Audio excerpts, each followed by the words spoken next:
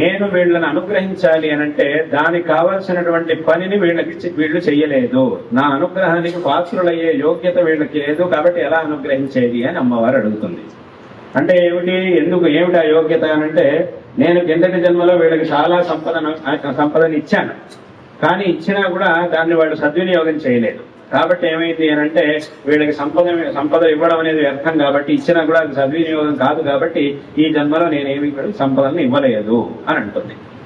దానికి శంకరాచార్యుల వారు ఒక మాట అన్నారు, ఇది కూడా చాలా ముఖ్యమైనటువంటి మాట. ఏమిటి అని అంటే, వాళ్ళు కిందటి జన్మలో ఏం చేశారు ఏం చేయలేదు అనే విషయాన్ని పక్కన పెడితే, ఈ జన్మలో ఈ క్షణంలో నాకు ఈ ఎండిపోయినటువంటి ఆమలకాన్ని ఇచ్చారు, కనీసం ఈ దానానికైనా ఎంత ఫలాన్ని ఇవ్వడానికి సాధ్యమవుతుందో అంత ఫలాన్నైనా వీళ్ళకి, అంత సంపదనైనా అనుగ్రహించు అని అంటారు.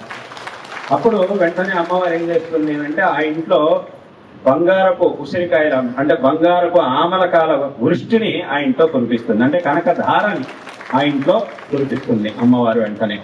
అంటే ఇక్కడ మనం తెలుసుకోవాల్సిన ఒక విషయం ఏమిటంటే, శంకరాచార్యుల వారు ఏమన్నారు అనంటే, ఈ ఎండిపోయినటువంటి ఆమలకాన్ని నాకు దానంగా ఇచ్చింది, కాబట్టి దీనికి ఎంత ఫలాన్ని ఇవ్వగలుగుతావో అంత ఇవ్వు అని అన్నందుకు వెంటనే అమ్మవారు ఏం చేసింది, వెంటనే సువర్ణ వృష్టిని కురిపించింది. అదేమిటి, ఒక ఎండిపోయిన ఆమలకాన్ని ఇస్తే ఈ సువర్ణ వృష్టి ఇస్తారా ఎక్కడైనా? అదేమిటి, దీనికి కావలసినంత ఇవ్వు అని అడిగితే మొత్తం సువర్ణ వృష్టినే ఎలా కురిపించింది, ఏమిటి ఇక్కడ అంతరార్థం అని అంటే, ఇక్కడ మనం తెలుసుకోవాల్సినటువంటి విషయం ఏమిటి అని అంటే, ఆ సత్పాత్ర దానం, అదే ఇక్కడ ఉన్నటువంటి గొప్పతనం.